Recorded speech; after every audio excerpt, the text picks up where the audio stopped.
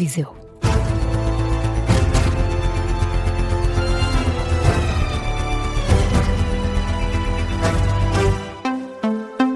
Muito bom dia, está com a Rádio Observador, notícias às 7 com Carla Jorge de Carvalho.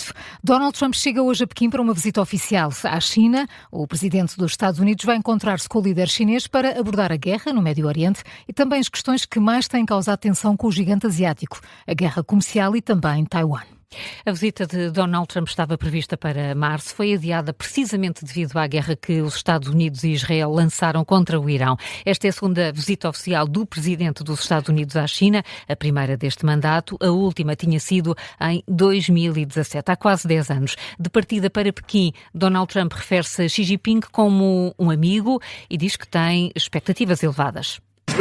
Ele é um amigo meu, ele é uma pessoa com quem nos damos bem e eu acho que vamos ver coisas boas a acontecer. Esta vai ser uma viagem muito entusiasmante. Muitas coisas boas vão acontecer. O presidente dos Estados Unidos garante ainda que não vai procurar ajuda para o conflito no Irão. Eu não acho que precisamos de ajuda nenhuma com o Irão. Nós vamos ganhar de uma maneira ou de outra. Vamos ganhar de forma pacífica ou não. A força marítima deles desapareceu. A força aérea deles desapareceu. Todos os elementos da máquina de guerra deles desapareceu. Nós vamos vencer. Declarações aos jornalistas ainda nos Estados Unidos antes da partida para a China. Na análise, Jorge Tavares da Silva, especialista em assuntos asiáticos, explica que Donald Trump chega à China fragilizado por causa da contestação em torno da guerra no Médio Oriente. Jorge Tavares da Silva é especialista em diplomacia, negociação internacional e assuntos chineses. Explica que Pequim pode tirar proveito disso mesmo. Não só o presidente americano está numa situação mais fragilizada, como a China, entretanto, também ganhou um maior poder negocial. E, portanto, há aqui um desequilíbrio que me parece agora evidente.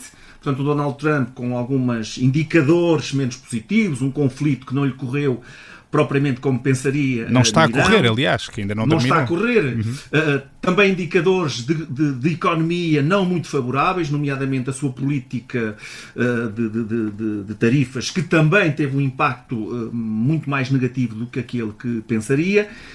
E, portanto, fruto de todo este cenário, aparece aqui com uma posição bastante fragilizada que Xi Jinping e a China podem aproveitar para tirar alguns dividendos. O que não aconteceu na visita anterior, onde os Estados Unidos aí puderam aproveitar um bocadinho melhor o contexto à altura.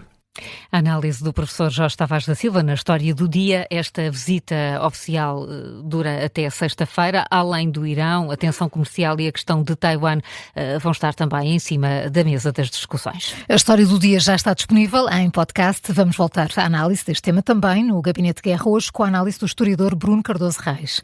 O bispo de Leiria Fátima critica a demora na entrega dos apoios às populações afetadas pela tempestade Christine. José Ornelas alerta para um processo lento e chama a atenção para o excesso de burocracia. Afirma que os empresários da região mais afetada pelo mau tempo estão a fazer um esforço muito grande para retomar a atividade, mas denuncia processos de ajuda que fazem perder a paciência. Foi a expressão utilizada numa conferência de imprensa ontem, ao final da tarde, antes da peregrinação internacional ao Santuário de Fátima. José Ornelas alerta para um excesso de burocracia que acaba por causar constrangimentos na resolução dos problemas. Nós precisamos de um sistema bastante mais claro e mais efetivo para chegar às pessoas e às suas necessidades. Algo já foi feito, mas há processos que fazem as pessoas perder a paciência também, e não só a paciência.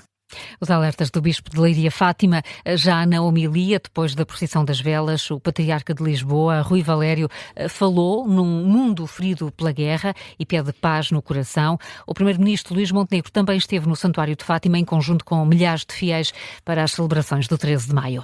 Ferro Rodrigues defende que o PS deve rejeitar negociações prévias com o Governo sobre a reforma laboral. O histórico socialista considera que o partido deve esperar para ver. Numa altura em que se aguarda pela versão do Governo sobre a lei do trabalho, o antigo líder socialista entende que o PS deve esperar pela entrada do diploma no Parlamento, apresentar alternativas em comissão e, se o PSD não mostrar abertura, então o partido deve anunciar o voto contra. Em declarações ao Diário de Notícias, Ferro Rodrigues, que foi também Ministro do Trabalho do Governo de António Guterres, acredita que o mais provável é que o PSD não mostre abertura para negociar com os socialistas e então aí defende o PS deve ser rápido a anunciar o chumbo das alterações à lei. Sobre a relação com o Chega, Ferro Rodrigues entende que o PS não deve aceitar acordos a 3. Ferro Rodrigues diz que qualquer entendimento que envolva a extrema-direita está fora do campo político socialista. André Ventura volta a criticar a reforma laboral proposta pelo governo, que descreve como escravatura moderna. Foi a entrevista à CNN de Portugal. Ontem à noite, o líder do Chega reforça que é contra as alterações à lei do trabalho e sobe também o tom das críticas. Porquê é que o Chega é contra esta reforma laboral? Porque isto é a escravatura moderna. Isto é querer tornar as pessoas escravas, supostamente ao abrigo de uma ideia de produtividade, de direito. Também temos uma facilitação de despedimentos que não é aceitável. Também temos uma facilitação do outsourcing, muito para lá do que o Passos Coelho até fez. Isto não é aceitável. Isto é escravatura. Ser de direita não é aceitar a escravatura. André Ventura garante que vai mesmo insistir na diminuição da idade da reforma. Já sobre as críticas de Passos Coelho à falta de reformas estruturais do governo de Montenegro, André Ventura considera que o antigo primeiro-ministro está certo em quase tudo o que diz. Eu acho que o Dr. Pedro Passos Coelho, é muito útil, quer à direita, quer à esquerda, quer ao centro. É útil porque pensa por ele próprio e tem pensamento político. E nós hoje precisamos de atores que têm pensamento político. E isto aplica-se, quer gostem do que o Chega propõe, quer não gostem do que o Chega propõe. Portanto, acho que isso é positivo. 2. Acho que o Pedro Passos Coelho tem muita razão, diria talvez 85%, na minha perspectiva, não tem em 15%. E, portanto, isso faz dele um bom ex-político, neste caso, porque é alguém que, para além de pensar pela cabeça dele, consegue apontar 3 ou 4 coisas importantes, como a falta de reformismo do governo. André Ventura, em entrevista ontem à noite à CNN Portugal. O antigo presidente da Câmara de Caminha, Miguel Alves, foi condenado ao pagamento de mais de 400 mil euros no total à autarquia. Em causa está o negócio para a construção de um centro de exposições. A decisão é do Tribunal de Contas, que conclui que houve pagamentos indevidos. Em causa está a responsabilidade financeira do então autarca pelo contrato promessa fechado com uma empresa e que implicou o pagamento por antecipação antes mesmo do projeto avançar no terreno. Assim que o Jornal de Notícias tiveram acesso à sentença, aos 369 mil euros relativos ao negócio, somam-se também os juros que Miguel Alves terá de pagar.